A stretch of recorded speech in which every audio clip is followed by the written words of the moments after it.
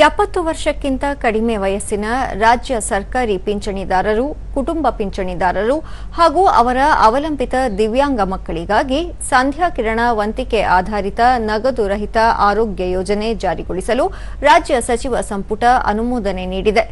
ರಾಜ್ಯ ಸರ್ಕಾರಿ ಪಿಂಚಣಿದಾರರು ಹಾಗೂ ಅವರ ಅರ್ಹ ಕುಟುಂಬ ಸದಸ್ಯರಿಗೆ ಆರೋಗ್ಯ ಭದ್ರತೆ ಒದಗಿಸುವ ಉದ್ದೇಶದಿಂದ ಆಯುಷ್ಮಾನ್ ಭಾರತ್ ಆರೋಗ್ಯ ಕರ್ನಾಟಕ ಯೋಜನೆಯ ನಿಯಮಾವಳಿಗಳಡಿ ಸಂಧ್ಯಾ ಕಿರಣ ಸೌಲಭ್ಯ ಜಾರಿಗೊಳಿಸಲು ತೀರ್ಮಾನಿಸಲಾಗಿದೆ ಎಂದು ಮುಖ್ಯಮಂತ್ರಿ ಕಚೇರಿ ಪ್ರಕಟಣೆ ತಿಳಿಸಿದೆ.